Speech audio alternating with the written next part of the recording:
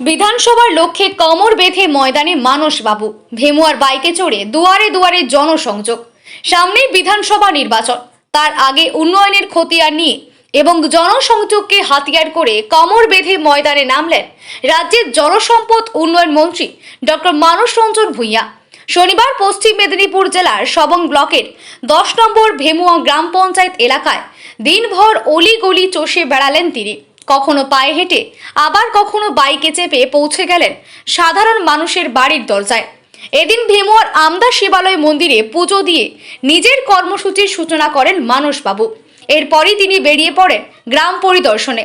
প্রত্যন্ত এলাকায় বাইকের পিছনে বসে এক বাড়ি থেকে অন্য বাড়িতে গিয়ে খোঁজ নেন সাধারণ মানুষের। বিশেষ করে দলের পুরনো কর্মীদের বাড়িতে গিয়ে তাদের অভাব অভিযোগ শোনেন তিনি। রাজ্য সরকারের বিভিন্ন জনমুখী প্রকল্পগুলি সাধারণ মানুষের কাছে ঠিকমতো পৌঁছেছে কিনা সেদিকেই ছিল মন্ত্রীর মূল নজর। এদিন ভেমুয়া এলাকায় পরপর 3টি সভা করেন মানসবাবু। সভা মঞ্চ থেকে একদিকে যেমন উন্নয়নের খতিয়ান তুলে ধরেন, তেমনি দলের অন্তর্কলহ নিয়ে কড়া হুঁশিয়ারি দেন তিনি। মন্ত্রী স্পষ্ট ভাষায় বলেন, দলে থেকে যারা দলের বিরুদ্ধাচরণ করছে তাদের কোনোভাবেই ক্ষমা করা যাবে না।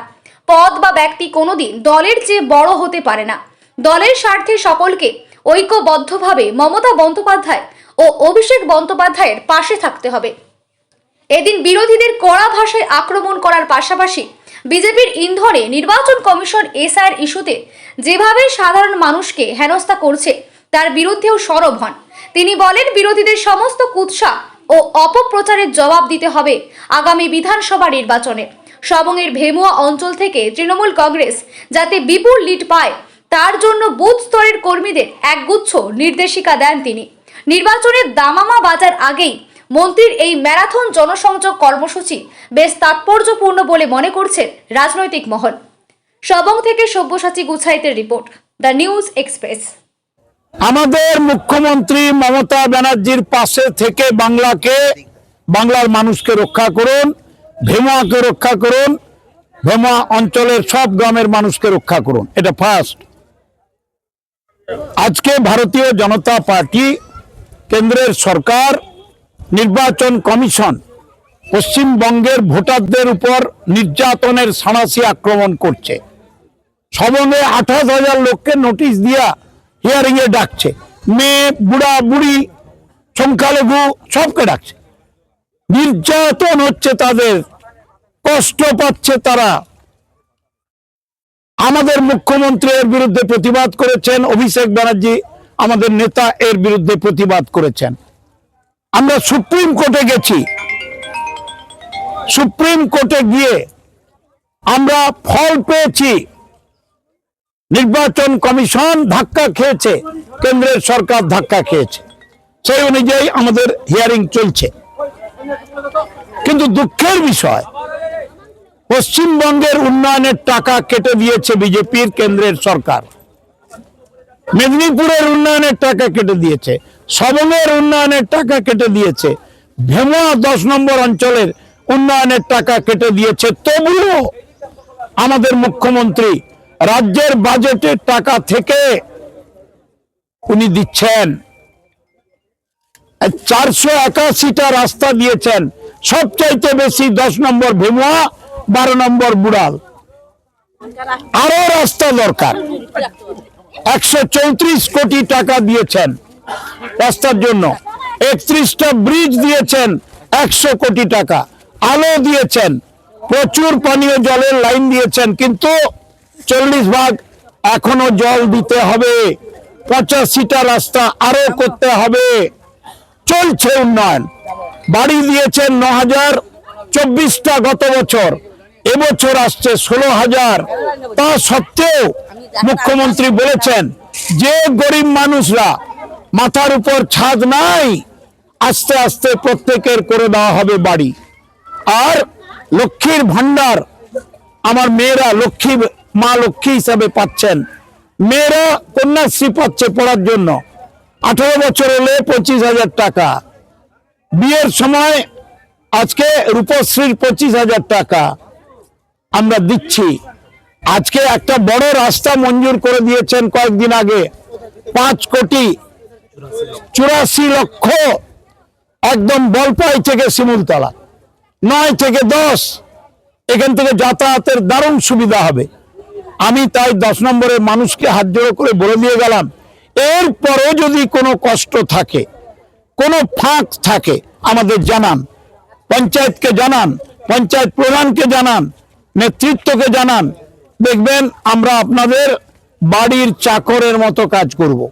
মহাত্মা গান্ধী বলেছিলেন, public representatives are the servant of the people. এটা আমরা গর্ব করে বলি। আমার মুখ্যমন্ত্রীও মায়ের মতো, দিদির মতো, বোনের মতো, গার্জেনের মতো বাংলাকে, বাঙালিকে রক্ষা করছে। দেখছেন চারিদিকে বিজেপি শাসিত রাজ্যে বাংলায় কথা বলার জন্য, বাংলা গান গাওয়ার জন্য ছেলে মেয়েদের উপর অত্যাচার করছে যে তোমরা বাংলাদেশি। এটা হয়? 22 লক্ষ লোক পশ্চিমবঙ্গের বাইরের রাজ্যে কাজ করে, বিজেপির রাজ্যগুলোতে অত্যাচার হচ্ছে।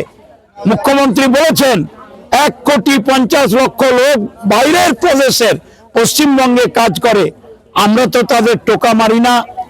উড়িষ্যায় অত্যাচার, বিহারে অত্যাচার, মহারাষ্ট্রে অত্যাচার, দিল্লিতে অত্যাচার, আসামে অত্যাচার, হিমাচল প্রদেশে অত্যাচার, আজকে চারিদিকে পন্ডগা, হরিয়ানা, চারিদিকে অত্যাচার হচ্ছে, দিল্লিতে হচ্ছে, উত্তরপ্রদেশে হচ্ছে। আমাদের এখানে কোনো নেই। আমরা শান্তি চাই, উন্নয়ন চাই, অগ্রগতি চাই। ভেমুয়ার মানুষকে বললাম সমালোচনা হবে, কিন্তু মমতা ব্যানার্জির কাছ থেকে চলে যাবেন না। তিনি আমাদের মাতৃসমা, তিনি আমাদের রক্ষা করছেন।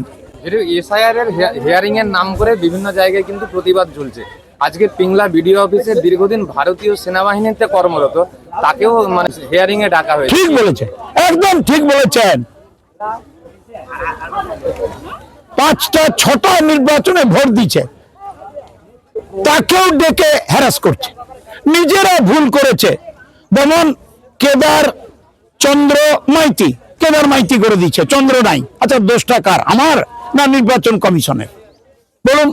ভুবন চন্দ্র চক্রবর্তী, চন্দ্র নাই, ভুবন চক্রবর্তী, কার দোষ বলুন তো? কেন আমার লোকরা হ্যারাস্ট হবে? কেন তো যন্ত্রণায় পড়বে? এটাই। ভোট এলেই সক্রিয় হয়ে ওঠে। আগামীকাল পিংলায় কি ব্রিগেডের পর লক্ষ্য কণ্ঠে গীতা পাঠের আয়োজন করছে আরএসএস। শুনুন, গীতাকে মর্মে অনুভব করতে হয়, গীতাকে আমরা মাথায় রাখি। আমি 4 বার গীতা পড়েছি জগদীশ চন্দ্র ভট্টাচার্যের, বাংলায় অনুবাদ সমেত। গীতার মূল মন্ত্র কি? অধর্মের বিনাশ, ধর্মের প্রতিষ্ঠা।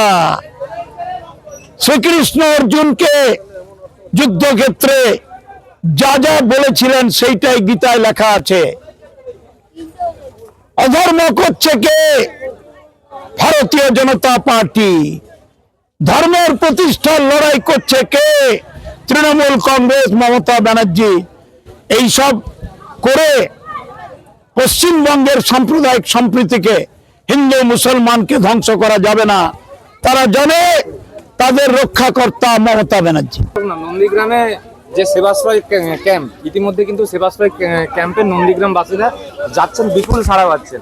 কিন্তু বিজেপি নেতা শুভেন্দু অধিকারী বলছেন যে তৃণমূল কংগ্রেসের সেবাশ্রয় ক্যাম্পে যাবেন না, কারণ ওরা জন্ম নিয়ন্ত্রক ক্যাপসুল দিয়ে দিতে পারে। দেখুন, এই বিজ্ঞানের যুগে কেউ যদি পাগলের মতো কথা বলে, আমরা কি বলতে পারি? নন্দীগ্রামের মানুষ জবাব দিয়ে দেবে আগামী দিনে।